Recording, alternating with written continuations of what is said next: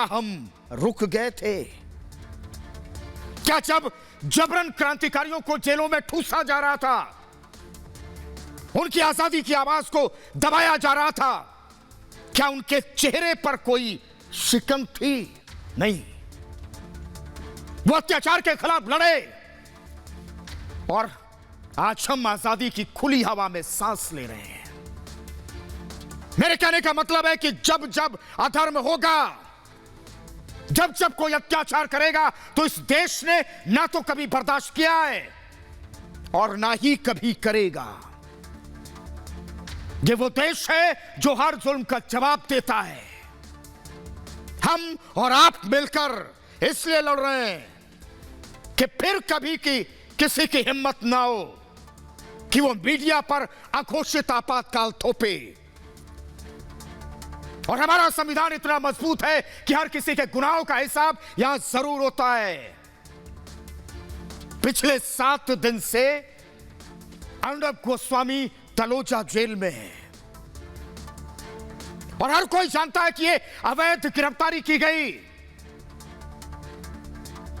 लेकिन फिर भी साजिशें कम नहीं हुई। मैं कहता हूं कि साजिशें अब दम तोड़ेंगी। अर्नब गोस्वामी ने सुप्रीम कोर्ट में हाई कोर्ट के ऑर्डर को चुनौती दी है। कल सुबह 10:30 बजे सुप्रीम कोर्ट में इस पर सुनवाई होगी और अर्नब के लिए पूरा देश इंसाफ की मांग कर रहा है। और हम पहले दिन से कह रहे थे, यह मीडिया पर हमला है, लोकतंत्र के चौथे स्तंभ पर हमला है।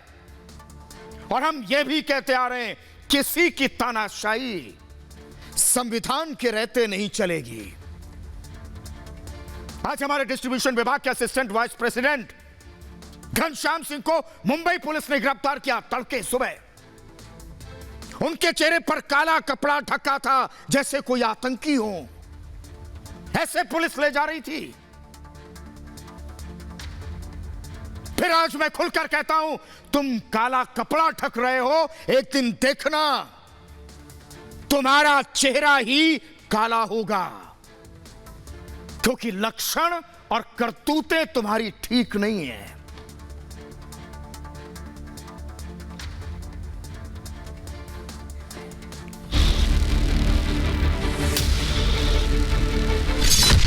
रिपब्लिक से कितनी साजिशें, अर्नब के लिए भारत मांगे इंसाफ।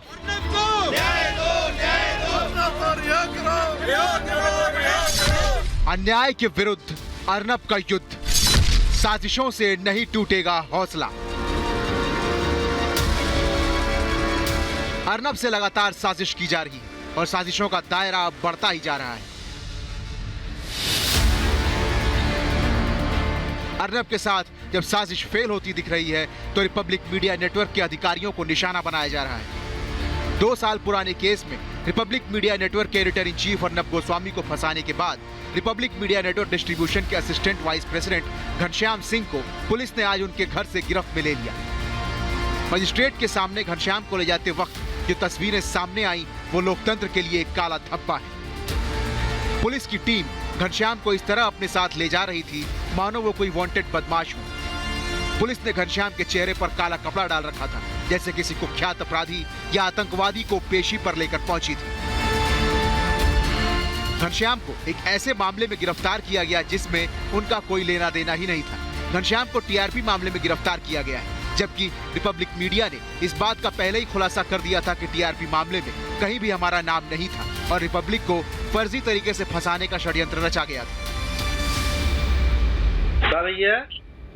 अरे यार जो मशीनियाँ लगाए हैं, हाँ वो कहा इंक्वायरी होत रही। हाँ तो बताओ क्या रहा ना, तो वो तो कुल बताए हैं, हम तो रहे यहाँ ड्यूटी पार्टी। हाँ तो का वो तो होत है का अब रात के घेरे पुलिस वाले आई हैं 3 साढ़े 3 बजे, उनका ले के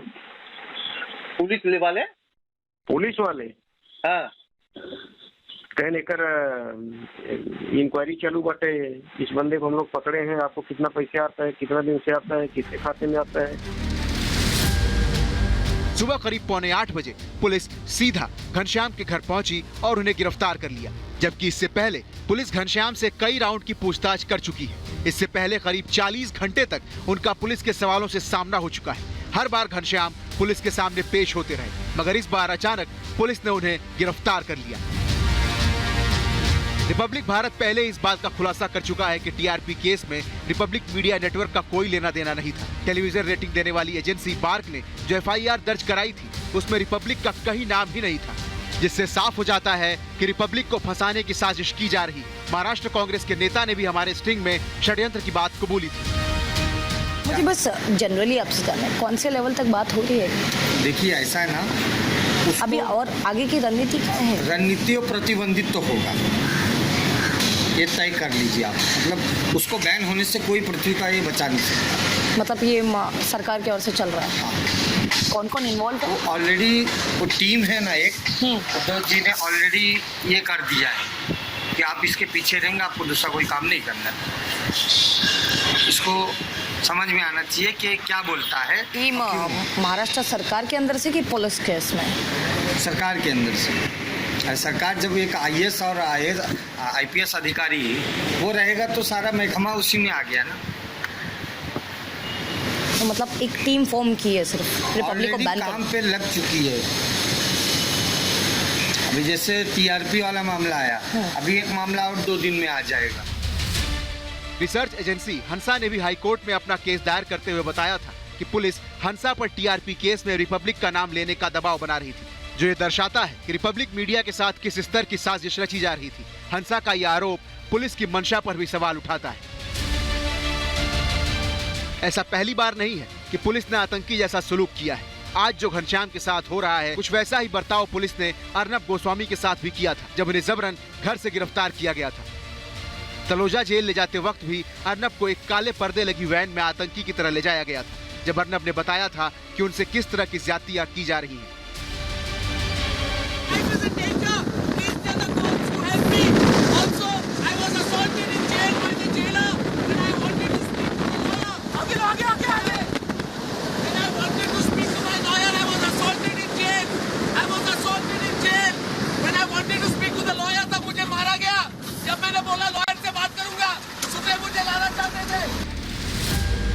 रिपब्लिक मीडिया नेटवर्क के editor in chief Arnab Goswami ने अपनी अवैध गिरफ्तारी के खिलाफ सुप्रीम कोर्ट में अपील की है। बॉम्बे हाई कोर्ट ने सोमवार को अंतरिम जमानत देने से इनकार कर दिया था, जिसके बाद अर्नब ने सुप्रीम कोर्ट जाने का फैसला किया।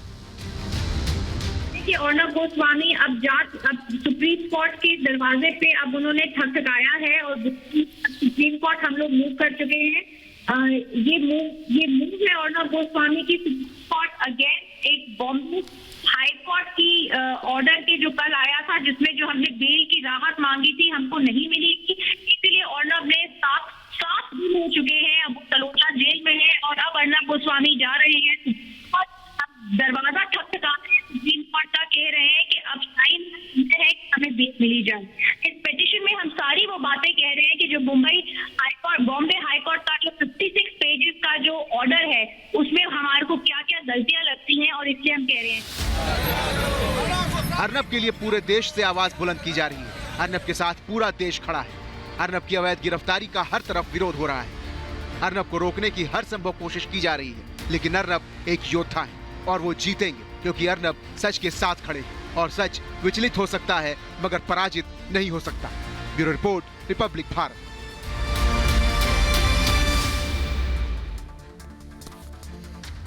जो तनिक नहीं इस दुनिया की आंखों को भाया है साक्ष्य इतिहास, उसी ने इतिहास बनाया और इतिहास फिर गवाह बनेगा कि जब लोग सत्ता के नशे में चूर होंगे, हिटलर बनने की कोशिश करेंगे, तो देश की जनता उन्हें आईना जरूर दिखाएगी। और जब कोई सत्ता किसी को अपना दुश्मन बना ले, समझो सत्ता के जाने का समय बहुत नजदीक है। और जब कोई अत्याचार करने पर उतारू हो जाए, समझो वो सबसे कमजोर और हारा हुआ है, क्योंकि ये मिट्टी गवाह है, कभी कोई रावण जीता नहीं। और यही वजह कि हमारा सच, हमारा विश्वास बहुत बड़ा है और बहुत अटूट है। फिर कोई आए और तोड़कर चला जाए, यह मुमकिन नहीं। मुमकिन है तो सिर्फ इंसाफ की लड़ाई, मुमकिन है तो सिर्फ अत्याचारियों का दमन लड़ना हमारा काम है। और भगवान के घर देर है अंधेर नहीं। अर्नब जब बाहर आएंगे तो यह देश भी देखेगा कि उन्होंने क्या पाया है, और महाराष्ट्र की सरकार देखेगी उन्होंने क्या खोया है। क्योंकि अर्नब को प्यार करने वाले लोग एक पल के लिए भी अर्नब का साथ नहीं छोड़ रहे, और इसलिए हमने कहा है कि यही आप लोगों का भरोसा है जो हमें चट्टान की तरह बनाता है, और हमने चट्टान पे लिख दिया है इनकलाब। लेकिन आज एक बात मैंने मानी, महाराष्ट्र में न्याय के सूरज पर अन्याय के बादल जरूर छाए हुए हैं, घोर अंधकार है, क्योंकि निर्दोषों के चेहरे पर काले नकाब डाले जा रहे हैं। लोकतांत्रिक अधिकारों को किनारे किया जा रहा है। सत्ता में बैठे चंद लोग, चंद चेहरे पूरे महाराष्ट्र को जेल खाना तब्दील करना चाहते हैं। उसमें संवैधानिक अधिकारों का हनन करने में जुटे हैं, और जब कुछ नहीं चला तो एक के बाद एक फर्जी केस इसे ही बड़ा हथियार बना रहे हैं। और इन्हें लगता है कि ऐसा करके वो दुश्मनों को आंख दिखा पाएंगे या अवैध गिरफ्तारी करके खुश हो जाएंगे।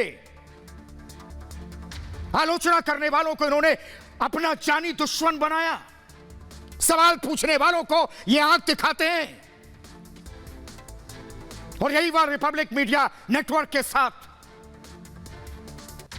सच और इंसाफ की हमारी लड़ाई इन्हें चुभ गई, और इतनी चुभी कि हमसे दुश्मनी निभाने लगे।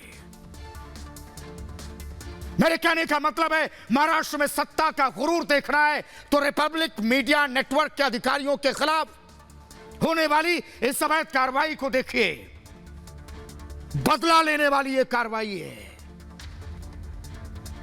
मेरे कहने का मतलब है कि बेवजह की इस हनक की वजह से महाराष्ट्र सरकार की सच सुनने की शक्ति भी गायब हो गई है। महाराष्ट्र सरकार तीखे सवालों की आंच को झेल नहीं पाती, और शायद इसलिए हमें परेशान करने के लिए कभी बंद हो चुके केस का सहारा लेती है, कभी फर्जी झूठे केस के जरिए हमें परेशान करने की साजिश रचती है। और तानाशाही की संथी दौड़ की वजह से महाराष्ट्र सरकार, उनकी पुलिस, पत्रकार, मीडिया प्रोफेशनल्स और आतंकियों में फर्क करना भूल गई। चाहे पत्रकार हो, नौकरी पेशा वाले लोग हो, उसे सिर्फ आतंकी दिखते हैं। और मुझे तो लगता है कि महाराष्ट्र सरकार को आंतरिक सुरक्षा को लेकर कुछ ज्यादा चिंता है, तभी तो वो पत्रकारों, मीडिया प्रोफेशनल से आतंकियों की तरह बर्ताव कर रही है।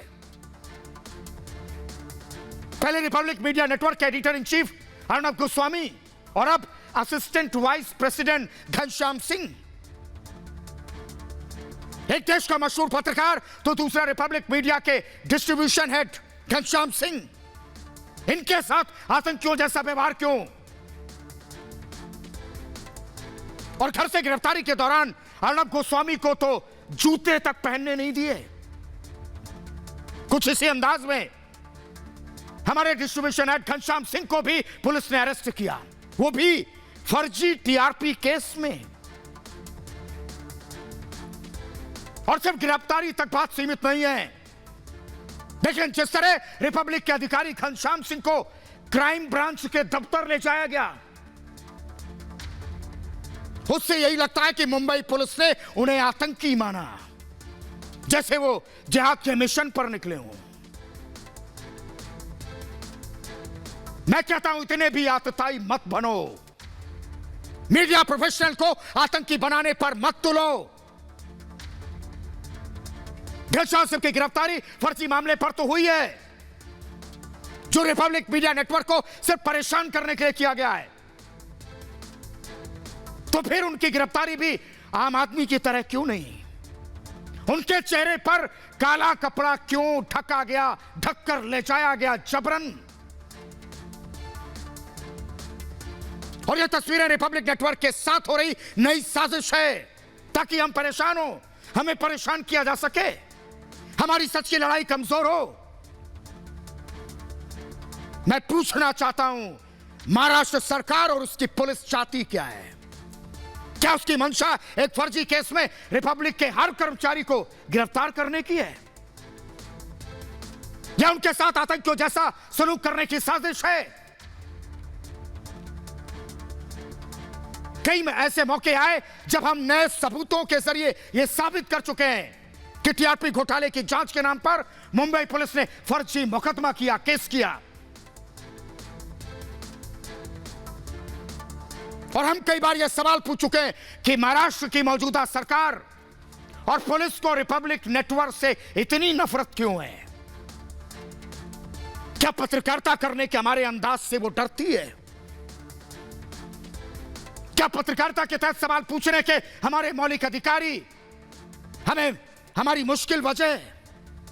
और अगर नहीं तो आज सुबह 7:40 पर पुलिस ने हमारे नेटवर्क के डिस्ट्रीब्यूशन हेड घनश्याम सिंह को क्यों अरेस्ट किया, जबकि हर बार घनश्याम सिंह ने टीआरपी घोटाले की जांच में सहयोग किया है?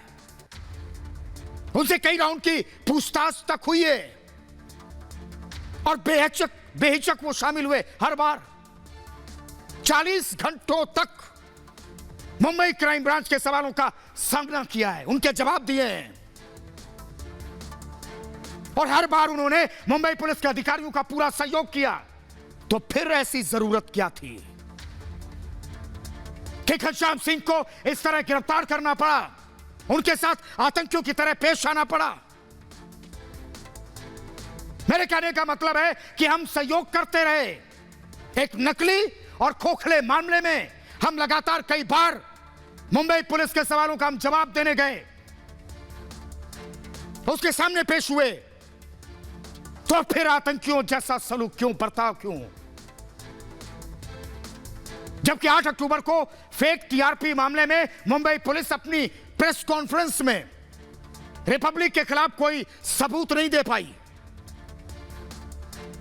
मेरे कहने का मतलब है कि Mumbai police Republic media network को टीआरपी घोटाले से जोड़ने के लिए एक भी सबूत नहीं पेश कर पाई, और हमने कई बार ऐसे सबूत दिखाए जिससे यह साबित हो गया कि मुंबई पुलिस ने जानबूझकर रिपब्लिक मीडिया नेटवर्क के खिलाफ फर्जी केस किए। और हमने ही सबसे पहले बताया था कि बार्क यानी ब्रॉडकास्ट ऑडियंस रिसर्च काउंसिल के बारोमीटर का संचालन करने वाली कंपनी हंसा रिसर्च ग्रुप की तरफ से करवाई गई है एफआईआर, जो पहली एफआईआर थी जिसमें रिपब्लिक मीडिया नेटवर्क का नाम नहीं था। इसके बाद भारत तेजल सोलंकी नाम के उस गवाह से भी बातचीत की, जिसने बातचीत में दावा किया था कि उनके परिवार पर दूसरे चैनल को देखने का दबाव बनाया गया था, इसके बदले पैसे देने का भी भरोसा दिया गया था। और इसके बाद रिपब्लिक मीडिया नेटवर्क के पीछे हाथ धोकर पड़े महाराष्ट्र के हुक्मरानों ने मुंबई पुलिस के एक डीसीपी को हमारे खिलाफ सबूत जुटाने की जिम्मेदारी दी। देखिए, जब हम टीआरपी घोटाले के खेल में शामिल नहीं निकले, तो सबूत कहां से मिलते जब हम शामिल ही नहीं?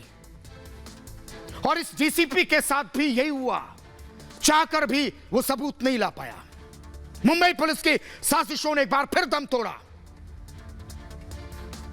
फिर गुस्सा आया इनको, गाज गिरा दी उस डीसीपी पर, ट्रांसफर कर दिया गया डीसीपी का। ऑफ इंडिया की एक रिपोर्ट की माने तो इस डीसीपी को इसी वजह से क्राइम ब्रांच से ट्रैफिक विभाग में ट्रांसफर किया गया। मतलब सबूत ना मिलने से मुंबई पुलिस बौखला गई, और ऐसी बौखलाई फिर डीसीपी स्तर के अधिकारी तक का तबादला कर दिया। और इसके बाद बार्क का एक मेल भी सामने आया जो उसने रिपब्लिक को भेजा था। इस मेल में संस्था ने भी साफ किया कि रिपब्लिक का टीआरपी घोटाले से कोई लेना देना नहीं। रिपब्लिक पर लगाए जा सारे आरोप गलत हैं। मतलब बार्क ने साफ शब्दों में लिखा था इस मेल में कि टीआरपी घोटाले से हमारे नेटवर्क का कोई लेना देना दूर दूर तक नहीं था। यानी संस्था ने एक बार में ही सभी आरोपों को फर्जी, गलत, बेबुनियाद बता दिया। इसके बाद महाराष्ट्र सरकार और उसकी पुलिस की तरफ से रिपब्लिक टीवी के खिलाफ एक घिनौनी साजिश का पर्दाफाश हुआ। इसका खुलासा राज्य कांग्रेस मुख्यालय के भीतर एक स्टिंग ऑपरेशन से हुआ। दावा किया गया इस स्टिंग में कि महागाड़ी सरकार रिपब्लिक टीवी को सुनियोजित ढंग से निशाना बना रही है, टारगेट कर रही है। राघवेंद्र शुक्ला जो कि कांग्रेस नेता हैं, इन्होंने कहा कैसे रिपब्लिक टीवी को बंद करने की कोशिश महाराष्ट्र सरकार की तरफ से की जा रही है। और कांग्रेस नेता ने दावा किया था कि महाराष्ट्र की कांग्रेस शिवसेना सरकार किसी भी कीमत पर रिपब्लिक टीवी को बंद कराना चाहती है। और इस कांग्रेस नेता ने यह भी दावा किया था कि अर्नब गोस्वामी पर लगाम लगाने की कोशिश हो रही है, क्योंकि उनके तीखे सवाल सत्ता में बैठे लोगों को पसंद नहीं है। इसलिए अर्नब गोस्वामी उनके रिपब्लिक मीडिया नेटवर्क की आवाज को बंद करने के लिए मुंबई पुलिस के साथ सरकारी अमला भी युद्ध स्तर पर लग गया। बॉम्बे हाईकोर्ट में एक याचिका के जरिए हंसा रिसर्च ग्रुप ने आरोप लगाया था कि रिपब्लिक मीडिया नेटवर्क के खिलाफ गलत बयान देने के लिए मुंबई पुलिस उन पर दबाव बना रही, ताकि टीआरपी घोटाले की जांच के दौरान Hansa research group Republic media network के खिलाफ झूठा और गलत बयान देने के लिए मजबूर हो। और याचिका में यह भी कहा गया कि मुंबई पुलिस हंसा रिसर्च ग्रुप के कर्मचारियों पर रिपब्लिक टीवी की तरफ से तथ्यों के तौर पर जारी किए गए डॉक्यूमेंट को फर्जी करार देने का दबाव बना रही। इसके लिए कंपनी से जुड़े लोगों पर मुंबई पुलिस का बड़ा दबाव है। बॉम्बे हाईकोर्ट में दायर इस याचिका में कंपनी ने यह भी कहा था कि 12 अक्टूबर के बाद से कंपनी से जुड़े कर्मचारियों को लगातार अपराध शाखा में लंबे समय तक रखा जाता है। और इस दौरान रिपब्लिक मीडिया नेटवर्क के खिलाफ बार बार झूठे बयान देने का दबाव भी बनाया जा रहा है। यह साजिश अब नहीं चलेगी। बढ़ते आगे और अब बात बिहार चुनाव की। बहुत ही रोमांचक मुकाबला रहा। सुबह 8 बजे से वोटों की गिनती शुरू हुई और T20 मुकाबले जैसा रोमांच अभी तक है इसमें। कोरोना की वजह से काउंटिंग की प्रक्रिया धीमी रही है और जैसे ही एनडीए गठबंधन को रुझानों में बहुमत मिलता दिखा, पटना से लेकर दिल्ली तक कार्यकर्ताओं ने जश्न मनाना शुरू कर दिया। लेकिन अंतिम नतीजे आने में अभी और वक्त लग सकता है। लेकिन ब्रांड मोदी के सारे एनडीए जीत के करीब है और महागठबंधन ने कड़ी टक्कर दी। लेकिन एक बार फिर बिहार में नीतीश कुमार सीएम बनते दिख रहे हैं या नहीं, यह साफ होगा। नीतीश की हालत छोटे भाई की तो हो गई है और एलजेपी ने, चिराग पासवान ने कोई कमाल तो नहीं किया, लेकिन नीतीश को तीसरे नंबर की पार्टी बनने पर मजबूर जरूर कर दिया। वैसे आरजेडी समर्थक आखिरी वोट गिने जाने तक उम्मीद बनाए हुए हैं इस वक्त और अभी भी काउंटिंग चल रही है।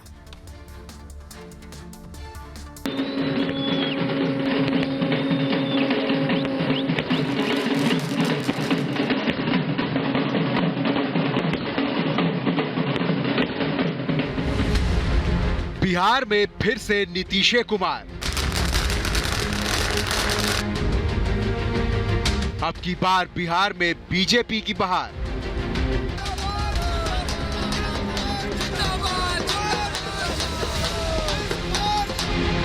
निशाने पर लगा नीतीश का तीर। बिहार में एक बार फिर से नीतीश के नेतृत्व में डबल इंजन की सरकार बनती नजर आ रही है।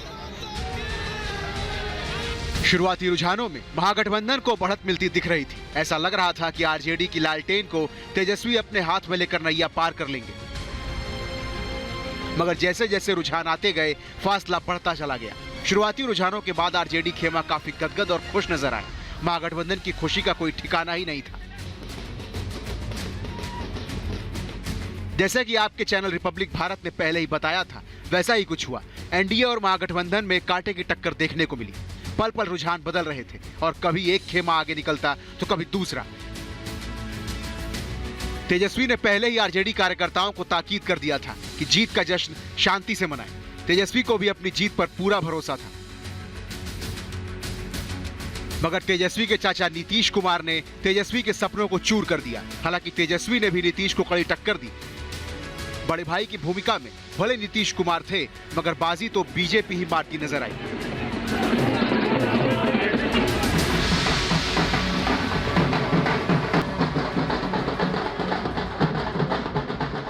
बिहार के अंदर सभी कयासों को पूरी तरीके से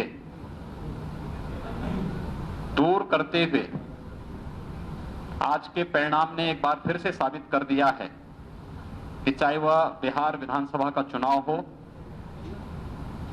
या देश के अंदर विभिन्न राज्यों के उपचुनाव, मोदी है तो मुमकिन है। इस कहावत को इस देश की जनता जनार्दन ने एक बार फिर से चरितार्थ किया है। एक बात तो नीतीश कुमार को माननी होगी कि 2015 के मुकाबले में इस बार नीतीश को सीटों का नुकसान हुआ है। नीतीश को सबसे ज्यादा नुकसान चिराग पासवान की वजह से हुआ। चिराग खुद भले कम सीटों पर ही सिमट रहे हैं, मगर जो नुकसान चिराग नीतीश को करना चाहते थे, वो नुकसान चिराग ने नीतीश को कर दिया। इन रुझानों के बीच जेडीयू के दफ्तर के बाहर जीत के पोस्टर लगे नजर आए। ये मैं आपको एक पोस्टर दिखा रहा हूं, बिहार में काबा। देखिए ये सवाल जो उठा था मीडिया में, बिहार में काबा, तो ये पोस्टर लगा के जवाब दिया गया है कि बिहार में फिर से नीतीश कुमार बा। देखिए इस तरह के पोस्टर्स लगाए जा रहे हैं और संदेश साफ दिया जा रहा है।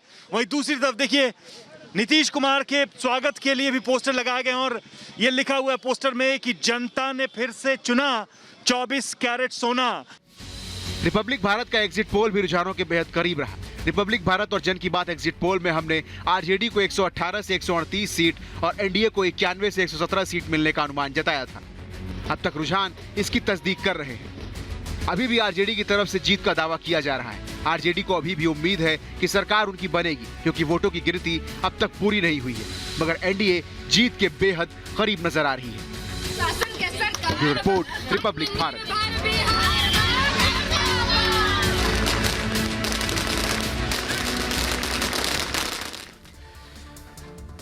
तो बिहार में जश्न मनाया जा रहा है, लेकिन बहुत अहम यह चुनाव इस बार रहा।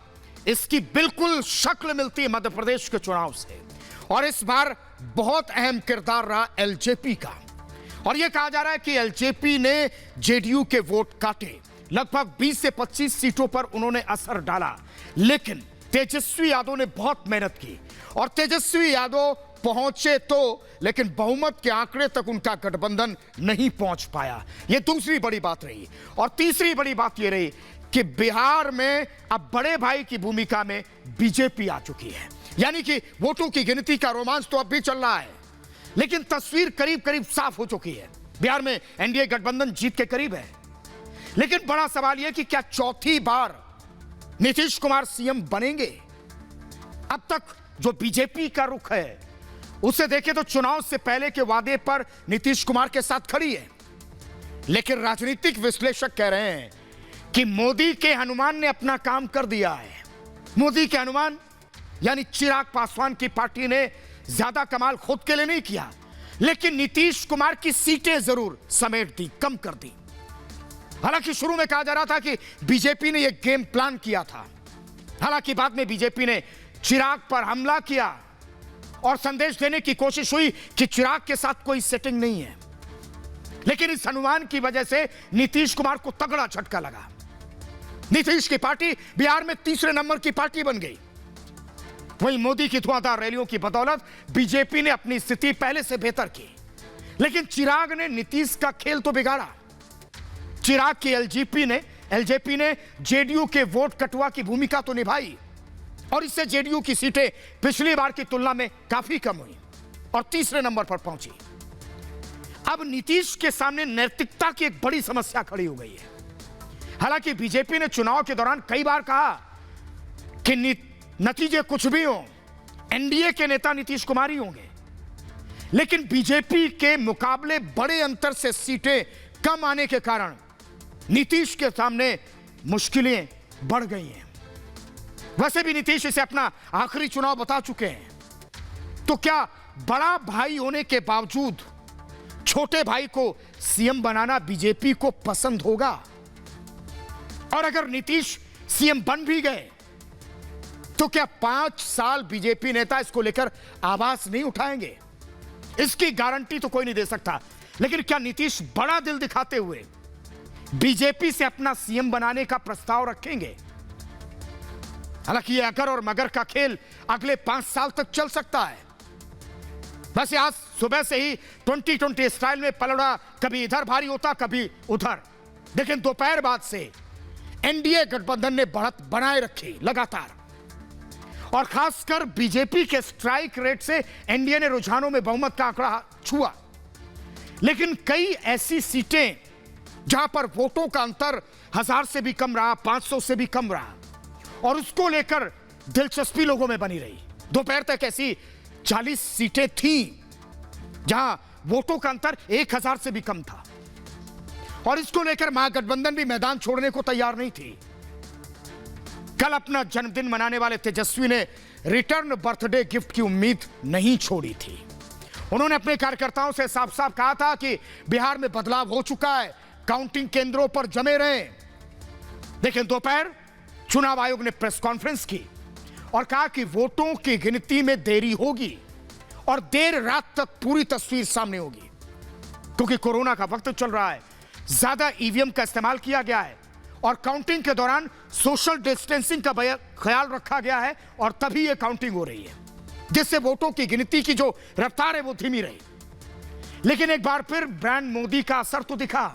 पीएम मोदी ने बिहार में 12 चुनावी सभाओं को संबोधित किया था, और जिन सीटों पर उन्होंने प्रचार किया वहां बीजेपी ने अच्छा प्रदर्शन किया।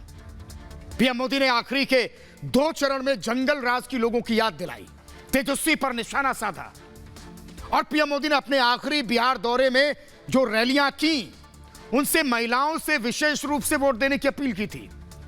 अपनी रैलियों में प्रधानमंत्री ने महिलाओं को केंद्र और राज्य सरकार की तरफ से दी गई योजनाओं का जिक्र किया, छठ पूजा का जिक्र किया, और कहा था कि बिहार की मां पूजा की तैयारी करें, उनका दिल्ली में बैठा बेटा उनकी सारी चिंताएं दूर करेगा। यह अपील थी प्रधानमंत्री की, जिसको देखकर एनडीए के नेता लगातार कह रहे थे कि वो जीतेंगे, जो अभी तक सही साबित होता दिख रहा है।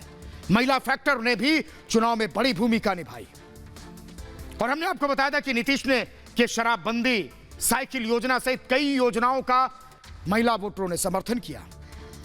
यह जरूर है कि जेडीयू को इसका उतना फायदा तो नहीं मिला, लेकिन चौथी बार नीतीश कुमार की राह इतनी आसान भी नहीं थी। नीतीश के साथ ही उनके कई उम्मीदवारों को एंटी इनकम्बेंसी का सामना करना था, नाराजगी का, और इसके साथ ही चिराग ने जेडीयू के खिलाफ सभी सीटों पर उम्मीदवार भी उतारे। नीतीश से नाराज वोटरों को एक और विकल्प चिराग ने दे दिया, और इन सब ने लगता है नीतीश का खेल खराब किया। लेकिन जितनी उम्मीद की जा रही थी इसका फायदा महागठबंधन नहीं उठा सका, और महागठबंधन की सारी उम्मीदें तेजस्वी से थी। तेजस्वी के 10 लाख सरकारी नौकरी के दांव उनका, उनकी सभा में भारी भीड़ उमड़ती हो, और ऐसा माहौल बना था कि महागठबंधन इस बार एनडीए को मात देगा और करारी मात देगा। लालू प्रसाद के जेल में होने की वजह से तेजस्वी पर इस बार बड़ी जिम्मेदारी भी थी। महागठबंधन की जीत का पूरा दारोमदार तेजस्वी पर ही था। पहले तो तेजस्वी पर 2015 के प्रदर्शन को न सिर्फ दोहराने बल्कि उससे भी बेहतर प्रदर्शन करने की चुनौती थी, और इसके साथ महागठबंधन में जिस तरह से कांग्रेस 70 सीटों पर चुनाव लड़ रही थी, उस पर भी अपने 2015 के प्रदर्शन को दोहराने की चुनौती थी, और बिहार में अपने खोए हुए वोट को हासिल करने का कांग्रेस के पास बड़ा मौका था। लेकिन कांग्रेस तो 2015 का प्रदर्शन भी नहीं दोहरा पाई। तब उसने 27 सीटें जीती थी, 70 में 20 सीटों पर कांग्रेस उम्मीदवार ने बढ़त हासिल की है, और यही बढ़त महागठबंधन की उम्मीदों पर पानी फेर चुकी है। जिन सीटों पर कांग्रेस की बीजेपी से टक्कर हुई वहां अधिकतर सीटों पर महागठबंधन को नुकसान हो गया, और वहीं जिन सीटों पर कांग्रेस और जेडीयू में टक्कर हुई वहां कई सीटों पर कांग्रेस ने टक्कर दी और कई सीटें जीती भी। तो कांग्रेस महागठबंधन और तेजस्वी के लिए कमजोर कड़ी साबित हुई। अगर कांग्रेस 50% स्ट्राइक रेट से भी सीट जीतती तो फिर एनडीए के लिए मुश्किलें बढ़ सकती थी। और एग्जिट पोल के अनुमान के मुताबिक एक बार फिर बिहार में सारे एग्जिट पोल सही साबित नहीं हुए। अधिकतर एग्जिट पोल में महागठबंधन की जीत का अनुमान था और कुछ सर्वे में तो महागठबंधन को 180 सीटें तक दी जा रही थी, यह अनुमान था। बिहार में लगातार कई सर्वे के नतीजे गलत निकले हैं। मेरे कहने का मतलब है कि बिहार को लेकर अनुमान लगाना राजनीतिक विश्लेषकों के लिए बहुत मुश्किल साबित रहा है और यह पहली दफा है कि वोटर को लेकर पीएम मोदी ने जंगल राज की याद दिलाई थी। अब ये सारे नतीजे आने के बाद साफ होगा कि उन्होंने कहां वोट डाला। महागठबंधन में शामिल लेफ्ट दलों ने भी कांग्रेस की तुलना में बेहतर प्रदर्शन किया है। 29 सीटों पर लड़कर लेफ्ट पार्टियां करीब 17 सीटों पर आगे रही और तीसरे चरण में सीमांचल में महागठबंधन को बंपर फायदे की उम्मीद थी इस बार। लेकिन बिहार में एक और गठबंधन जिसमें ओवैसी मायावती की पार्टी बीएसपी शामिल थी, इसने भी महागठबंधन को कुछ सीटों का झटका दे दिया। कुछ सीटों पर इस गठबंधन ने जीत हासिल की तो कुछ सीटों पर महागठबंधन का खेल खराब कर दिया। मतलब मुस्लिम वोटों का बिखराव हो गया जिसका नुकसान महागठबंधन को हुआ और कुल मिलाकर यह कह सकते हैं दिवाली से पहले कई लोगों का दिवाला निकल चुका है। तो कुछ की दिवाली 5 साल में सबसे अच्छी होने जा रही है। हालांकि इस बीच सरकार के गठन को लेकर तैयारी हो चुकी है शुरू और बीजेपी और जेडीयू के नेता नीतीश आवास पर पहुंचे हैं। 1-2 घंटे में पूरी तस्वीर साफ हो जाएगी। यहां रुक छोटे से ब्रेक के लिए।